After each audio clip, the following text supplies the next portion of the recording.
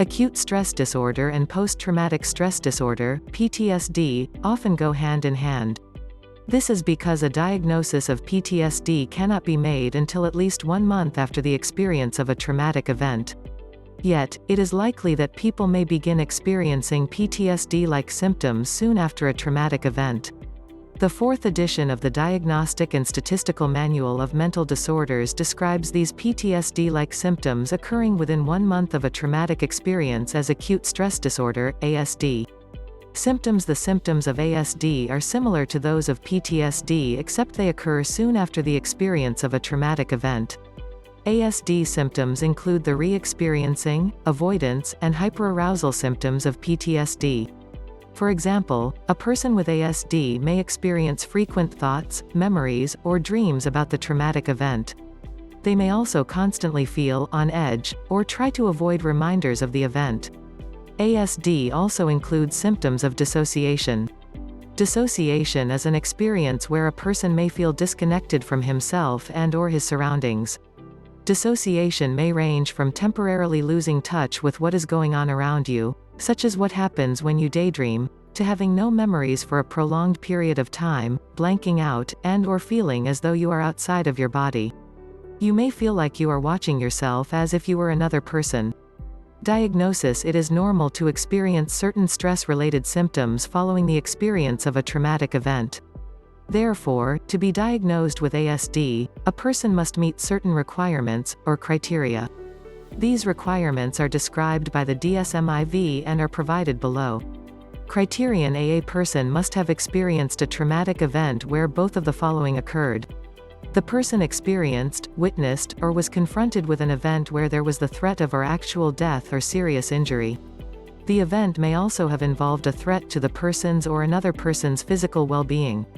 The person responded to the event with strong feelings of fear, helplessness, or horror. Criterion B: the person experiences at least 3 of the following dissociative symptoms during or after the traumatic event. Feeling numb or detached or having difficulties experiencing emotions. Feeling dazed or not entirely being aware of surroundings. Derealization, or feeling as though people, places, and things are not real. Depersonalization, or feeling separated and detached from oneself. Dissociative amnesia, or being unable to recall important parts of the traumatic event. Criterion C: the person has at least one re-experiencing symptom, such as having frequent thoughts, memories, or dreams about the event. This may take the form of flashbacks, in which the event is experienced as if it were happening against, or nightmares, in which the event is relived in some form. Criterion D: the person attempts to avoid people, places, or things that remind him or her about the event. Criterion E: the person has hyperarousal symptoms, such as feeling constantly on guard or jumpy, having difficulties sleeping, problems with concentration, or irritability. Criterion F: the symptoms described above have a great negative impact on the life of the person experiencing them, interfering with work or relationships. Criterion G: the symptoms last for at least 2 days and at most 4 weeks. The symptoms also occur within 4 weeks of experiencing the traumatic event. Criterion H: the symptoms are not due to an illness or other medical condition, medication being taken, or alcohol, drug use. ASD and PTSD. ASD is a serious condition. People with ASD are at greater risk for eventually developing PTSD.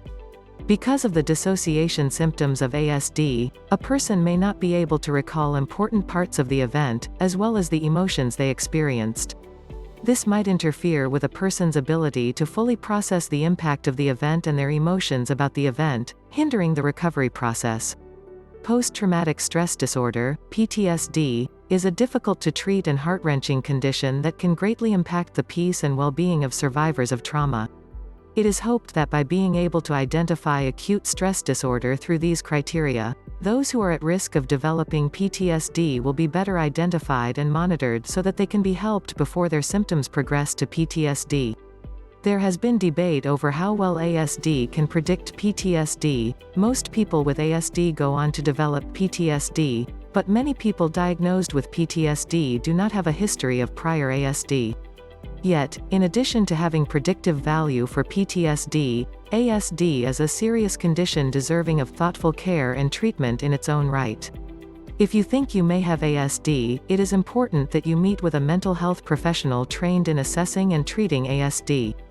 The earlier you recognize and address these symptoms, the greater the chance you have of preventing the development of PTSD, and the greater the chance that you can get started right away in coping with the symptoms you currently have.